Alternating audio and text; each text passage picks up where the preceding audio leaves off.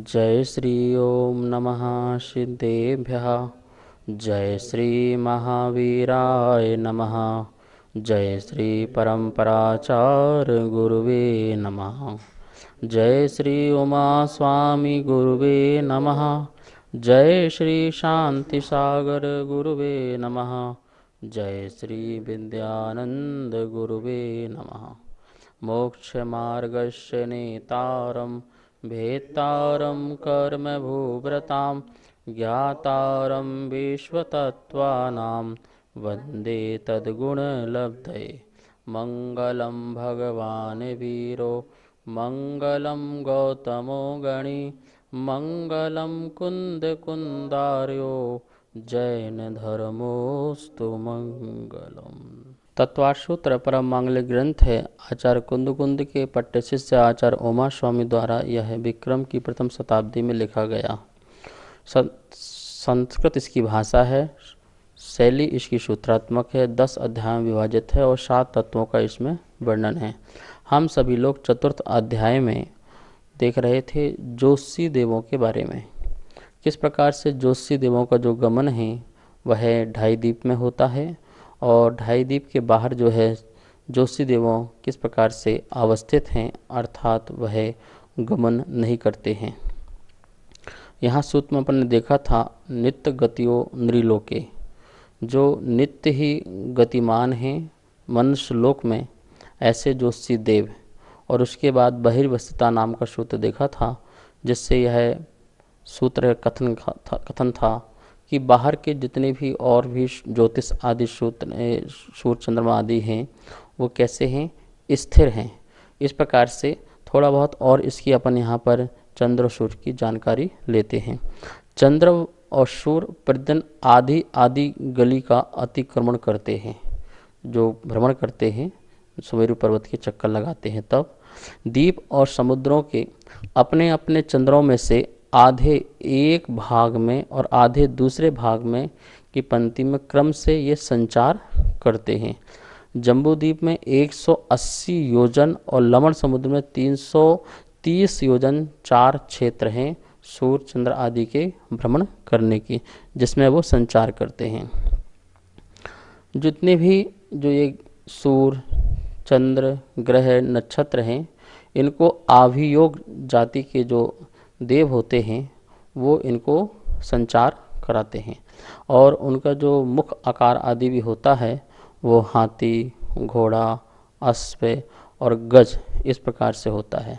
जैसे कि सूर्य और चंद्र के 4-4 हजार चारों दिशाओं में वह अश्व, अज और गज, हाथी के मुख आदि वाले आभियोग जाति के देव होते हैं। और जो ग्रह आदि हैं उनके भी यही आकार वाले आभियोग जाति के देव होते हैं, पर वो कम कम हो जाते हैं। 8000, फिर नक्षत्र में 2000, इस प्रकार से 1000, तो एक दिशा में। तो इस प्रकार से अपन देखते हैं कि ज्योतिषी देवों का गमन आदि होने से ही यह दिन रात का आदि का भी भेद हमको पता चलता है। सूर्य जब आभ्यंतर विधि में 184 गलियां होती हैं तो अंदर की तरफ आभ्यंतर विधि में गमन करता है तो 18 मुहूर्त का दिन होता है और 12 मुहूर्त की रात होती है। और जब बाह्य विधि में सूर्य जो गमन करता है तब 12 मुहूर्त का दिन होता है और 18 मुहूर्त की फिर रात होती है। इस प्रकार से 184 गलियां में जो सूर्य है 366 दिन में 183 दिन में वह दक्षिण से दक्षिणायन सूर्य होता है और 183 दिन में वह उत्तरायण सूर्य होता है। और यह जो है श्रावण मास से पौष माघ तक दक्षिणायन होता है और फिर माघ से जो है आषाढ़ तक यह जो है उत्तरायण सूर्य होता है, जिससे 6 महीने का बंटवारा होता है। अमावस्या और पूर्णिमा 6 महीने में जब ये अमावस्या आती है तो चंद्र ग्रहण लगता है और पूर्णिमा आती है तो सूर्य ग्रहण लगता है। चंद्रमा और सूर्य, चंद्रमा के नीचे जो है ग्रह है वह राहु नाम का एक ग्रह चलता है। और सूर्य जो है उसके नीचे केतु नाम का एक ग्रह होता है, जो 6-6 महीने में चंद्र ग्रहण और सूर्य ग्रहण जो अपन कहते हैं। वैसे जो केतु है, जो राहु है, चंद्रमा के नीचे है, उसके दो प्रमाण मिलते हैं। चंद्रमा का एक मिलता है स्वभाव से ही वह अंधकारमय होता है और प्रकाशमय होता है, जिससे शुक्ल पक्ष और कृष्ण पक्ष होता है। और एक प्रमाण शास्त्र में यह मिला हुआ है कि जो चंद्रमा है, चंद्रमा के नीचे राहु गतिमान होता है। राहु की गति जो है जब आगे बढ़ती है तो एक एक कलाओं को ढांकता जाता है, जिससे वह अंत में जाकर के अमावस्या हो जाती है। और जब एक एक कलाएँ हटती जाती हैं तो वहाँ पर फिर पूर्ण चंद्रमा प्रकट हो जाता है, तब वह पूर्णिमा हो लग जाती है। तो इस प्रकार से अपन ने देखा कि चंद्रमा के नीचे जो राहु के कारण यह कृष्ण पक्ष और शुक्ल पक्ष आदि होता है। और इसी प्रकार से जो केतु है वह सूर्य के नीचे आदि चलता है, लेकिन उसका जो समय है वह चंद्रमा की तरह नहीं है। जैसे चंद्रमा में कृष्ण पक्ष और शुक्ल पक्ष होता है, ऐसा सूर्य के साथ नहीं है। इस प्रकार से और भी बहुत सारी चीज़ें हैं जैसे हमें शास्त्र आगम आदि से पढ़ना चाहिए। और चंद्रमा के घटने बटने का जो कारण है इसे भी हमें जान लेना चाहिए। चंद्रमा की 16 कलाएँ हैं, जिसमें से एक एक दिन में एक एक भाग जो शास्त्र में कहा है स्वयं कृष्ण रूप और उसके बाद स्वयं श्वेत रूप परिणमित हो जाता है। एक प्रमाण आचार्य का ये मिलता है। दूसरा प्रमाण जैसे मैंने आपको बताया अन्य आचार्य के द्वारा कि राहु चंद्रमा के दिन नीचे प्रतिदिन एक एक भाग को आच्छादित करता जाता है और बाद में एक एक भाग को छोड़ता जाता है, जिसके कारण यह जो है कृष्ण पक्ष और शुक्ल पक्ष का व्यवस्था बनती है। ज्योतिषी देवों की जो कुल संख्या है, टोटल संख्या है, वो शास्त्र में आई है। जगत प्रतर के भागित 256 सूच्य अंगुल का स्क्वायर, इतनी जो है ज्योतिषी देवों का संख्या प्रमाण शास्त्र में मिलता है। जैन दर्शन के अनुसार सूर्य इस पृथ्वी से 32 लाख मील दूरी पर है और आज के विज्ञान के अनुसार यह 9 करोड़ 30 लाख मील दूरी पर है। और जैन दर्शन के अनुसार जो चंद्रमा है वह 45 लाख 20 हजार मील दूरी पर है और विज्ञान के अनुसार यह मात्र 2 लाख 40 हजार मील दूरी पर है। शोध का विषय है, पूर्ण शोध हो तब यह ज्ञात हो कि जो हमारे जैन दर्शन में जो कहा है और जो आज का साइंस और विज्ञान ने कहा है। अभी किंवदंतियाँ हैं, विज्ञान मानता है कि हम चंद्रमा तक पहुंच गए हैं और मंगल ग्रह तक आदि भी पहुंच चुके हैं, और हमारा जो जैन दर्शन है यह इस बात को अभी स्वीकारता नहीं है कि आप उस विमान तक पहुंच गए। विज्ञान है, आविष्कार की जननी है, हर समय आविष्कार होता है, पूर्ण सत्य नहीं होता है। नए नए साइंटिस्ट आते हैं, वैज्ञानिक आते हैं और उसके आधार से नया नया शोध होता है। अभी तक विज्ञान यह भी मानती थी कि पृथ्वी जो है वह एक ही है, फिर बाद में न कहा नहीं पृथ्वी असंख्यात है। अभी तक विज्ञान मानती थी चंद्र सूर्य आदि एक हैं, अब वो कहते हैं एक नहीं, असंख्यात सूर्य और चंद्र आदि भी हैं, ग्रह आदि भी हैं।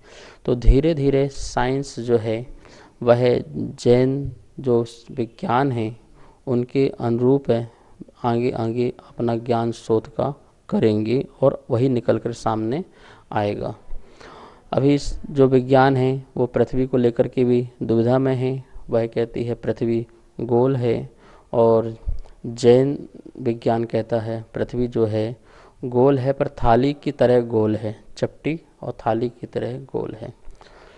चूँकि कोई भी वस्तु यदि हम ऊपर से देखते हैं तो वो हमको गोल दिखती है।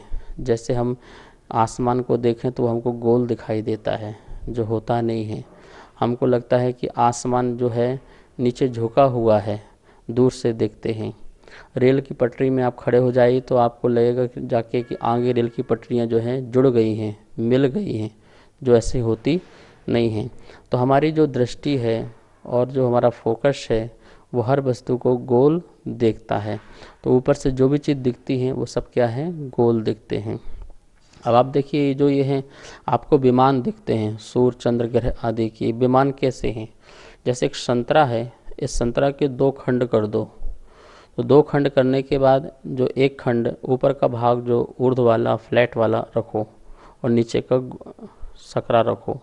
तो इस प्रकार से अपन ने अनार का जो एक भाग नीचे वाला रखा अपन ने और ऊपर जो है चौड़ाई वाला रखा, ऐसा विमान होता है, ठीक है ना। और नीचे से हमको विमान कैसे दिखता है, पूरा गोल दिखता है। हमको चंद्रमा कैसे दिखता है, पूरा गोल दिखता है। सूर्य भी बिल्कुल गोल दिखता है, लेकिन वो ऊपर से कैसा है, फ्लैट है। वहाँ पर भवन हैं, वहाँ पर जिनबिंब हैं, चित्यालय हैं और देवों के निवास स्थान आदि हैं, और नीचे से जो है वह प्रकाश पुंज रूप दिखता है। जो चंद्रमा हैं और सूर्य हैं उसकी 12-12 हजार किरण होती हैं। सूर्य की जो किरण हैं वो तीक्ष्ण हैं और उष्ण हैं, और चंद्रमा की जो किरणें हैं वो शीतल हैं। इस प्रकार से अन्य ग्रहों की जो भी हैं उसमें जो शुक्र ग्रह है उसकी भी प्रकाश तेज है। बाकी सभी का जो तारे आदि हैं और नक्षत्र हैं उनका प्रकाश जो है वो बहुत ही मंद रूप से है।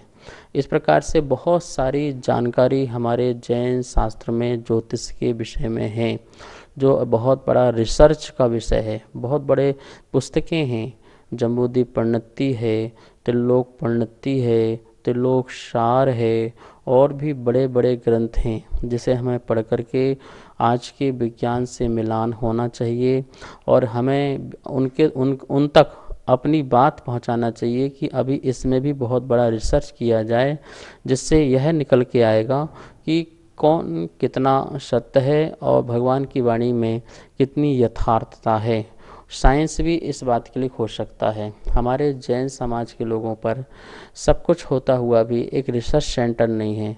एक साइंस को बिठाना चाहिए, वैज्ञानिक लोगों को बिठाना चाहिए, सैकड़ों वैज्ञानिक बैठें और इस विषय में रिसर्च करें, और यह दुनिया को पता चलना चाहिए कि भगवान Mahavir Swami a great scientist, एक बहुत बड़े वैज्ञानिक जिनके ज्ञान में सब कुछ झलक गया। हमारी तो अभी पराधीनता है मशीन आदि के माध्यम से देखने की, लेकिन भगवान ने अपने ज्ञान से कितना स्पष्ट इस जैन भूगोल को, संसार के भूगोल को जाना। नमस्ते गुरुदेव। अभी आपने प्रवचन में बताया कि चंद्रमा के नीचे राहु है और राहु एक एक कला को ढकता जाता है, और एक एक कला को जब हटता है तो पूर्णिमा होती है। पर इसका मतलब ये है कि चंद्रमा स्थिर है, जबकि चंद्रमा भी गतिमान है और राहु भी गतिमान है, तो इसमें विरोधाभास कैसे? सूर्य की 184 गलियां होती हैं और चंद्रमा की 15, उसी क्षेत्र में 15 गलियां होती हैं, और उनमें सूर्य जो है अपनी गलियों में भ्रमण करता है और चंद्रमा जो है अपनी 15 गलियों में भ्रमण करता है, नियम से भ्रमण करता है। जो चंद्रमा है उसकी जो गति है शास्त्र में बताई है, जो 1 मिनट में 4,22,797 मील प्रमाण वो गमन करता है, और जो सूर्य है उसका जो गमन है 4,37,623 मील प्रमाण जो है वह गमन करता है। देखिए इनकी जो गलियां हैं वो शुरू की और मध्य की और अंतिम, मतलब कि बाह्य भी थी, आभ्यंतर भी थी और मध्य की भी थी। इनमें जो गमन की जो इनकी व्यवस्था है वो मंद रूप भी है, तीव्र रूप भी है और मध्यम रूप आदि भी है। इस प्रकार से इनका भ्रमण निश्चित रूप से चंद्रमा और सूर्य आदि का होता है। आज का जो साइंस है वह सूर्य को स्थिर मानता है और पृथ्वी को गतिशील मानता है, जबकि जैन भूगोल जो है पृथ्वी को स्थिर मानता है और चंद्र सूर्य आदि जो है इन सबको गतिमान मानता है ढाईद्वीप में। और जो चंद्रमा है उसके जो नीचे जो राहु नाम का जो ग्रह बताया है, तो उनकी स्थिति भी इसी प्रकार से है कि राहु की जो गति है वो तेज़ होती है और फिर बाद में उसकी मंद हो जाती है, तो जिससे कलाएं ढकती हैं और फिर कलाएं छूट जाती हैं, तो वो पूर्ण रूप में प्रकट हो जाता। पर चल दो ही रहे हैं और इस प्रकार से देखिए जैसे ये चल रहे हैं और इस प्रकार से आया और फिर इस प्रकार से मंद होते हुए वह कलियाँ बाहर निकल गई। तो गतिमान दोनों हैं। चंद्रमा के नीचे चलने वाला जो ये राहु जो ग्रह है वही भी चल रहा है और चंद्रमा भी गतिशील हैं। इस प्रकार से जैन दर्शन के अनुसार जो अपनी अपनी गलियों में अपनी अपनी वीथियों में सभी चंद्र सूर्य तारे आदि जो हैं वो गतिमान होते हैं। दिन छोटे बड़े कैसे होते हैं, कृपया इस बात का भी समाधान करें।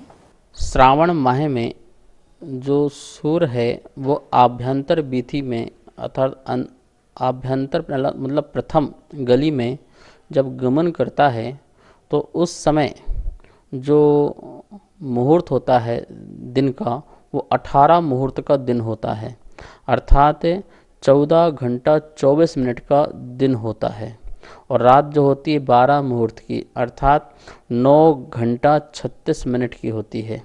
और जब जो सूर्य है बाह्य वीथि में गमन करता है, माघ मास में सूर्य जो है बाह्य की गली में गमन करता है तो उस समय जो 18 मुहूर्त का तो जो रात्रि होती है और 12 मुहूर्त का दिन होता, मतलब दिन छोटा होता है और रात्रि बड़ी होती है। और श्रावण माह में जब प्रथम वीथि में करता है तो दिन बड़ा होता है और रात्रि छोटी होती है। इस प्रकार से यहाँ पर ज्योतिषी देवों का थोड़ा संक्षिप्त में आपको वर्णन किया और यदि आपको विस्तार से पढ़ना हो तो त्रिलोक प्रणति आदि ग्रंथों से इसका आपको विस्तार से समझना चाहिए। अब अपन 3 देवों के बारे में समझ चुके हैं, भवनवासी देव, बेंतर देव और ज्योतिष देव। अब जो चौथे निकाय के देव हैं वैमानिक देव जो विमान में निवास करते हैं। सूत्र नंबर 16 चौथे अध्याय का उसका पहले अपन उच्चारण करते हैं और फिर इसके बारे में वैमानिक देवों के बारे में समझते हैं। वैमानिकः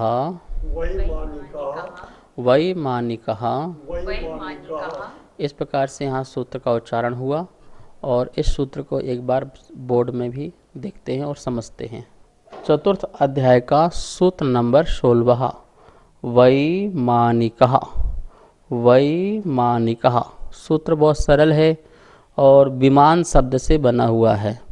जिस प्रकार से अपन ने जब दूसरा अध्याय पढ़ा था उसमें देखा था कि शब्द के पीछे इकड़ प्रत्यय लग जाता है तो आदि का जो शब्द होता है उसका स्वर जो होता है वो दीर्घ हो जाता है। जैसे उदय का इकड़ प्रत्यय लग कर के औदयिक बन गया था, क्षय का छायिक बन गया था, उपसम का औपसमिक बन गया था, क्षयोपसम का क्षयोपसमिक बन गया था। इसी प्रकार विमान और विमान में रहने वाले जो देव हैं उनके लिए वैमानिक, विमान में इकड़ प्रत्यय लगा तो विमान से ही वैमानिक बन गया। विमान वह हो गया जिसमें पुण्यात्मा जीव रहते हैं, वह विमान है और उस विमान को जो धारण करते हैं ऐसे देव वह वैमानिक देव कहलाते हैं। इस प्रकार से ये सूत्र बहुत सुगम है और बहुत ही सरल है। तो इस प्रकार से विमानवासी देव जैसे अपन कल्पवासी देव भी कहते हैं और ऊपर के जो विमान में रहने वाले जो जीव हैं वो कल्पातीत वैमानिक देव कहलाते हैं। मतलब वैमानिक देव 2 प्रकार के हो जाते हैं, कल्प में वास करने वाले और कल्पातीत जो कल्प से अतीत हैं अर्थात सर्वार्थ सिद्धि आदि के जो देव हैं। और अपन देख रहे हैं कि विमान तो ज्योतिषी देवों के भी होते हैं और विमान जो है 16 स्वर्ग आदि देवों के भी होते हैं। लेकिन ज्योतिषी देवों में कैसा है, कोई विमान स्थिर है और कोई अस्थिर है। लेकिन जो 16 स्वर्ग आदि के जो विमान हैं वो कैसे विमान हैं, वो स्थिर विमान हैं, वह अपने स्थान पर ही स्थिर रहते हैं। इस प्रकार से विमान भी 2 प्रकार के होते हैं, एक तो होते हैं स्वाभाविक विमान और एक होते हैं विक्रिया से निर्मित किए हुए विमान। जो स्वाभाविक विमान हैं वो जहाँ हैं वहीं रहते हैं और स्थिर रूप में रहते हैं, वो स्वाभाविक विमान कहलाते हैं। और एक विक्रिया से संपन्न विमान, जो विक्रिया के माध्यम से बनाए गए विमान यत्र तत्र विचरण करने आदि के लिए, भ्रमण आदि करने के लिए वो जो विमान होते हैं वो विक्रिया से संपन्न किए हुए विमान कहलाते हैं। वैसे शास्त्रों में 3 प्रकार के विमान मिलते हैं। यहाँ पर आप देखेंगे स्लाइड में जो ये विमान के अपन प्रकार देखते हैं, भेद देखते हैं, और आपको देख रहे होंगे 3 प्रकार के विमान के नाम लिखे हुए हैं। पहला लिखा हुआ है इंद्रक विमान, दूसरा लिखा हुआ है कतारबद्ध, जैसे अपन श्रेणीबद्ध भी कहते हैं, श्रेणी विमान, और तीसरा लिखा हुआ है प्रकीर्णक विमान, जैसे पुष्प प्रकीर्ण विमान भी कहते हैं। इस प्रकार से 3 प्रकार के विमान होते हैं, एक इंद्रक, एक श्रेणीबद्ध है, और दूसरा प्रकीर्णक। किसे इंद्रक, किसे श्रेणीबद्ध और किसे प्रकीर्णक विमान कहते हैं। जो बीचों बीच सेंटर में होता है उसे बोलते हैं इंद्रक विमान, और जो चारों दिशाओं में होते हैं, चारों दिशाओं में जो विमान पाए जाते हैं उसे बोलते हैं श्रेणीबद्ध। जो आकाश की पंक्तियों में बिल्कुल जैसे उत्तर, दक्षिण, पूर्व, पश्चिम, जैसे हम बैठे हुए हैं, मान लो इंद्रक विमान है, हमारे सामने ये लाइन बनी हुई है, ये लाइन और इस वाली लाइन, बाएं दाएं वाली लाइन और पीछे की लाइन, ये जो कहलाएगी वो श्रेणीबद्ध, जैसे कतारबद्ध रूप से जो विमान है उसे श्रेणीबद्ध विमान कहेंगे। और जो तीसरा नंबर लिखा हुआ प्रकीर्ण, प्रकीर्ण का अर्थ होता है बिखरा हुआ। प्रकीर्ण के अर्थ क्या होते हैं? बिखरे हुए। जैसे तारे का नाम भी आया था ना, प्रकीर्णक तारे, तारे बिखरे हुए हैं। ऐसे ही जो दिशा के बाद विदिशा है, उन विदिशाओं में पुष्पों की तरह, जैसे अपन पुष्पों को ऐसे फेंको तो बिखर जाते हैं, ऐसे पुष्पों की तरह जो विमान बिखरे हुए हों, जो कतारबद्ध न हो, जो श्रेणीबद्ध न हो, जो विदिशाओं में कहीं भी हों, इस प्रकार के जो विमान हैं उन्हें कहते हैं प्रकीर्णक विमान।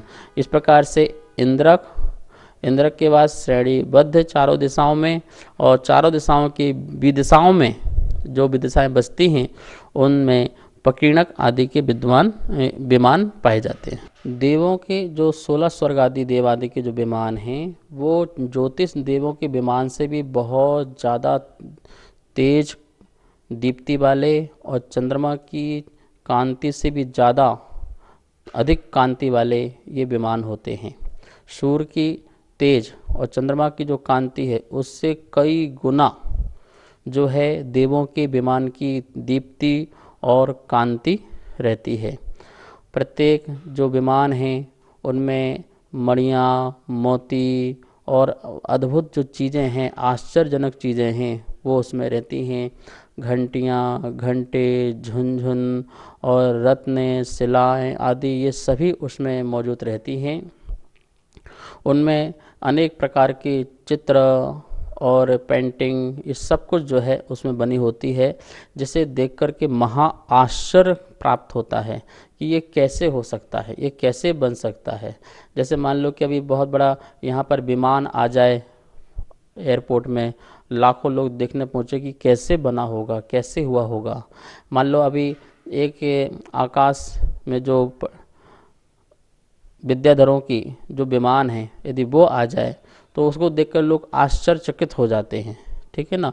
इसी प्रकार वो जो देवों का जो विमान है वो एक अद्भुत विमान होता है। ये सूर्य, चंद्र, तारे आदि के विमान भी उनके विमान के आगे फीके पड़ जाते हैं, ऐसे वहाँ विमान होते हैं। इन विमानों में देशव्रती, अणुव्रती, महाव्रती आदि जो हैं सम्यक दृष्टि आदि जन्म लेते हैं, और मंद कसाई और जिनकी पीत, पद्म, शुक्ल ईर्ष्या वाले ऐसे प्राणी हैं वो भी आयु कर्म का बंध बांध करके अथवा आकाम निद्रा करने वाले और मंद कषाय वाले जो जीव हैं वो भी इन स्वर्गों में क्या बोलते हैं जन्म लेकर के अपनी देह पर्याय का जो समय है, आयु है, उसको भोगते हैं, वहाँ के सुख आदियों को भोगते हैं। इस प्रकार से यहाँ पर वैमानिक देवों का कुछ आपको ज्ञान कराया। शेष अब जो स्वाध्याय है उसे अपन कर लेंगे। आज इतना ही। आप सभी लोग स्वाध्याय प्रतिदिन सुन रहे हैं और आपके मन में कई जिज्ञासाएं प्रकट होती हैं। आप उन प्रश्नों को आगम धारा शंका समाधान जो जनवाणी स्थिति के बाद चलती है, आप कंटिन्यू से देखिए, और कोई भी आपके मन में शंका हो, जिज्ञासा हो, उसे पहुँचाइए। भैया जी का नीचे नंबर चलता है, आपका समाधान उचित रूप से दिया जाएगा। और इस आगम धारा शंका समाधान को जरूर देखें। यह जो समाधान है आगम के अनुकूल है। जा वाणी के ज्ञान से सूझे लोकालो, सो वाणी मस्तक धरूं सदा देत हों धो। हे जिनवाणी भारती तो हे जपो दिन रैन, जो तेरी शरणा धरे सो पावे सुख चैन। सभी को बहुत बहुत मंगल आशीर्वाद। सभी को सादर जय जिनेन्द्र। हमारे पास तत्वार्थ सूत्र के प्रथम अध्याय की पुस्तक छपकर आ चुकी है, जिसमें चित्रों और स्लाइडों के माध्यम से सरलीकरण करके अर्थ समझाया हुआ है, जो आचार्य श्री के श्रीमुख से समझाया गया है। और जो भी महानुभाव इस तत्वार्थ सूत्र की प्रथम अध्याय की पुस्तक को मंगवाना चाहते हैं एवं द्वितीय एवं तृतीय अध्याय की पुस्तकों को छपवाना चाहते हैं, वो नीचे दिए गए नंबर पर संपर्क करें। एवं जो भी पुण्यार्जक बनना चाहते हैं वो भी नीचे दिए गए नंबरों पर संपर्क करें। धन्यवाद। जय जिनेन्द्र।